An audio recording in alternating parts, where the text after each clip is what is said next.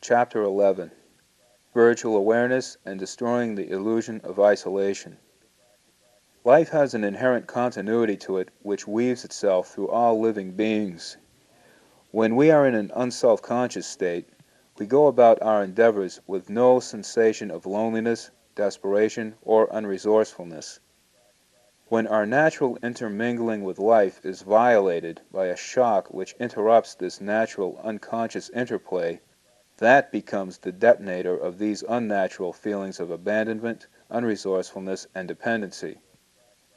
To retrain the thinking to bypass these vivid imaginings of our impotency, be aware of this unity of life and visualize yourself as having access to the resources necessary to master each moment.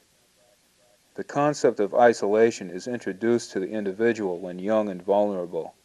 As our minds mature, we add more creative, fear-filled illustrations to the scatterbrained sketch we were handed at that age. In the ensuing years, the imaginary fear appears to be more real in our thoughts than the very laws of nature themselves.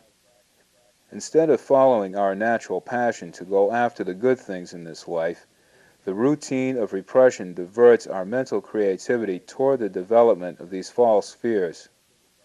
We finally build it up into a finely detailed intellectual craftwork, taking on larger-than-life proportions. It is an absurdly tragic irony that our positive mental energies, designed to serve as regenerative and life-sustaining resources, are, by this process, warped into creatively sabotaging our own ability to survive. Why it seems to be a great deal of work to reorient our thinking toward resourceful, self-actualizing states of mind is not because these concepts are unnatural. If this were the case, life would not improve while practicing them. Rather, redirecting our thoughts toward the positive seems difficult because of years of feeling at home with poisonous thinking.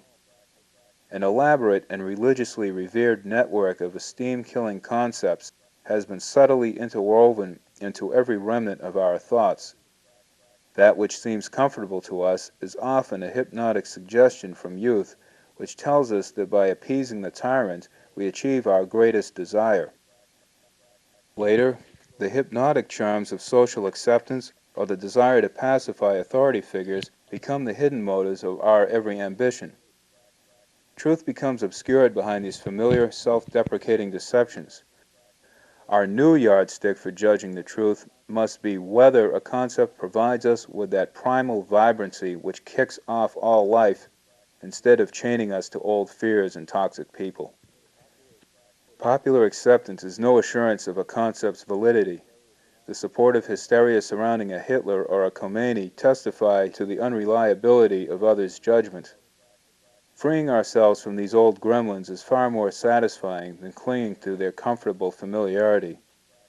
It just may require a period of blasting through some old stone walls we've imprisoned ourselves in over the years. But don't get the feeling that this is a never-ending struggle. Just keep reminding yourself that this is only a temporary cleansing process and keep your eye on the light at the end of this tunnel. That light will draw you naturally toward this state of unity with all life, and with time, will require less willpower, just unwavering choices as to what you will allow to enter your mind and your life. This state of mind will filter out and discard the contaminating elements of life and collect the nourishing ones as the currents of life pass before you.